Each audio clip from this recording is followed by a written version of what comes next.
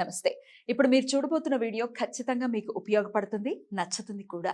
మరి మీకు నచ్చిన విషయం నాకు తెలియాలి అంటే ఈ వీడియోని మీరు లైక్ చేయాలి, షేర్ చేయాలి, అలాగే మన ఛానల్‌ని సబ్స్క్రైబ్ చేయాలి. మీ సపోర్ట్‌ని నాకు అందిస్తారు కదూ!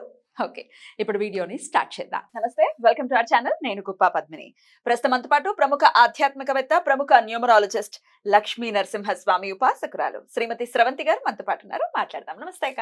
నమస్తే పద్మిని. అక్క, అమావాస్య వస్తోంది. అమావాస్యకి చాలా విశేషంగా వారాహి దేవికి అలాగే శ్యామలాదేవికి అర్చన ఎలాగో జరుగుతోంది. అయితే ప్రతి అమావాస్యకి కూడా విశేషంగా ఏం చేసుకోవచ్చు, అమావాస్యని ఎలా వినియోగించుకోవచ్చు అనేది మీరు చెప్తున్నారు. లాస్ట్ అమావాస్యకు కూడా చక్రమిడి మనం మళ్ళీ ఇంకొకసారి చేసి చూపించడం జరిగింది. దానికి సంబంధించిన వీడియో లింక్ ఈ ఎపిసోడ్ డిస్క్రిప్షన్ లో ఉంటుంది, ఒకసారి ఫాలో చేయండి. చక్రమిడి కూడా చేయాలి కదా అక్క? అవును, చేయాలి. అయితే ఈ పుష్య అమావాస్య, చొల్లంగి అమావాస్య అని పిలుస్తారు, మౌని అమావాస్య అని పిలుస్తారు.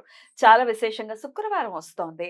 అందున శ్రవణ నక్షత్రంతో కూడి వస్తోంది. శ్రవణ నక్షత్రం అంటేనే చంద్ర నక్షత్రం మనందరికీ తెలిసిందే.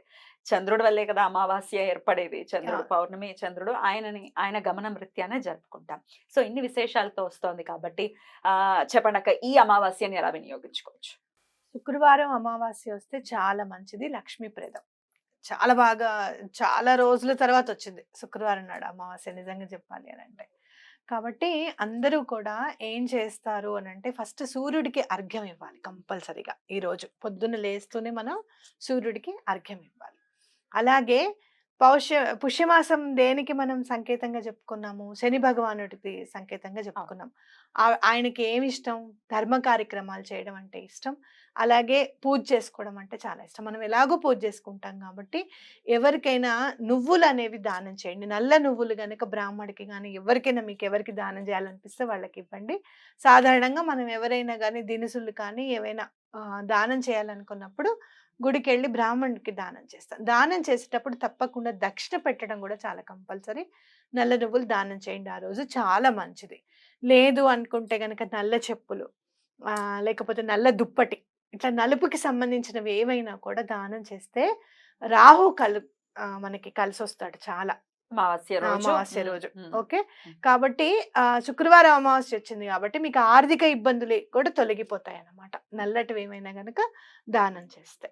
అలాగే మనం ఇప్పుడు ఆర్థికంగా మనం పైకి రావాలి అని అంటే గనక చాలా ప్రాశస్త్యం ఉన్నది మేనిఫెస్టేషన్ లో. ఎప్పుడు కూడా ఫ్రూట్స్ గురించి చెప్తూ ఉంటారు. మనం ఈసారి ఏం చెప్తున్నాము అని అంటే దానిమ్మకాయ చెప్తున్నాం. దానిమ్మకాయ అంటే చాలా ఇష్టంట అమ్మవారికి. మీరు అమ్మవారి పని వరుస కూడా దానిమ్మకాయ గింజల్లాగా ఉంటాయి అన్నమాట. కాబట్టి అమ్మవారికి దానిమ్మకాయ చాలా ఇష్టం కాబట్టి ఆ రోజు 7:30 తర్వాత ప్రధానంగా 2 దానిమ్మకాయలు తీసుకోండి. ఒకటేమో నైవేద్యం పెట్టడానికి. 7:30 తర్వాత అంటే రాత్రి సాయంత్రం 7:30 తర్వాత. మనకి అమావాస్య చంద్రుడికి సంబంధించింది కాబట్టి 7:30కి మీరు ఏం చేస్తారు అని అంటే చక్కగా ఒక దానిమ్మకాయ నైవేద్యం పెట్టండి. ఇంకోటి ఒక ప్లేట్లో దానిమ్మ గింజలన్నీ వేసుకొని మధ్యలో దీపం పెట్టి అమ్మవారికి హారతి ఇవ్వండి. పొద్దున్న ఎలాగో మనం తమలపాకుల హారతి ఇస్తాము, రాత్రి దానిమ్మ గింజలతో. అసలు ఎంత వెలిగిపోతుందంటే హారతి, ఎంత మామూలుగా ఉండదు అనమాట. చాలా బాగుంటుంది. మధ్యలో మీరు ఏం చేస్తారంటే దానిమ్మ గింజలన్నీ వేసేసాక మధ్యలో ప్లేట్ పెట్టుకోండి. దానిలో కొంచెం ఆవు నెయ్యి వేసి 3 పువ్వొత్తులు పెట్టుకోండి. మధ్యలో కర్పూరం వేయండి. ప్లేట్ కానీ కుందైనా తీసుకోవచ్చు, తప్పేమీ లేదు. కుందైనా తీసుకోవచ్చు. అమ్మవారికి చక్కగా 3 ఒత్తులు వేయండి. ప్లేట్ తీసుకోండి, దానిమ్మ గింజలు వేసేసేయండి. మధ్యలో ఒక చిన్న ప్లేట్ గాని కుంది గాని పెట్టుకోండి. 3 ఒత్తులు ముందు వేయద్దు, ముందు నెయ్యి వేయాలి. ఫస్ట్ నెయ్యి వేసిన తర్వాత ఒత్తులు వేయాలి. వేసి పచ్చకర్పూరం కొంచెం పైన జల్లేసేసి అమ్మవారికి హారతి ఇవ్వండి. చాలా బాగా కలిసి వస్తుంది. ఎందుకంటే శుక్రవారం నాడు అమ్మవారికి అమావాస్య వచ్చినప్పుడు దానిమ్మ గింజలు, దానిమ్మ పండు అనేది చాలా ప్రాశస్త్యం అనమాట. మనం యూజ్ చేసుకుంటే. అలాగే మేనిఫెస్టేషన్ లో కూడా దానిమ్మకి చాలా అభివృద్ధినిచ్చే పండుగ చెప్తారనమాట. కాబట్టి తప్పకుండా దానిమ్మ గింజలతో చేస్తే మంచిది. తర్వాత దానిమ్మ గింజలు మనం చక్కగా తినచ్చు కదా? తినచ్చు, తప్పేమీ లేదు. నలుగురికి పంచచ్చు. చక్కగా ముందు ఏం చేస్తాము, ఫస్ట్ తీసి ఎక్కడైనా చెట్లలో పెట్టండి, చీమలకి ఆహారం కింద. కొన్ని తీసి బయట మనం గ్రాటిట్యూడ్ చూపించినట్టు అవుతుంది. మిగతా అంతా ఇంట్లో అందరూ తినొచ్చు, తప్పేమీ లేదు. తమలపాకుల గురించి అడుగుతున్నారక్క. ప్రతి శుక్రవారం వచ్చిందంటే చాలా మంది చేసుకుంటున్నారు. తమలపాకుల్ని ఏం చేయాలి? ఏం చేయాలని అడుగుతున్నారు. నిర్మాల్యంలో వేసేయడం. అంతే. ఏమన్నా తినే ఉంటే 2, 3 తినొచ్చు కదా? ఎప్పుడు నేనైతే హ్మ్. అలా తినలేదు. తినలేదు. తమలపాకులు అంటే అమ్మవారికి హ్మ్. వెళ్ళిపోతున్నాయనే సంపూర్ణ. కదా! ఇవి కూడా హ్మ్. మనం బయట ఎవరికన్నా ఇవ్వచ్చు. కానీ ఈ మధ్య అంతా డౌట్ గదా! ఎందుకిస్తున్నారు? ప్రత్యేకంగా దానిమ్మ గింజలు ఎందుకిస్తున్నారని కూడా భయపడుతున్నారు. అవును. కాబట్టి మాకొచ్చేస్తుందా దోషం?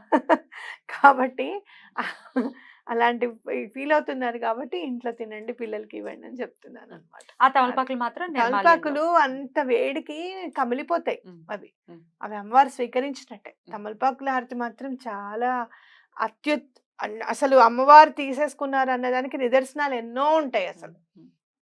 నిజంగా చెప్పాలంటే ఒక చిన్న సైజ్ హోమం చేస్తున్నట్టు అనిపిస్తుంది నాకు హుహు. తమలపాకులు ఆరతిస్తే. అవును. కాబట్టి అవి మనం నిర్మాల్యంలోకి వేసేసేయచ్చు. హ్మ్.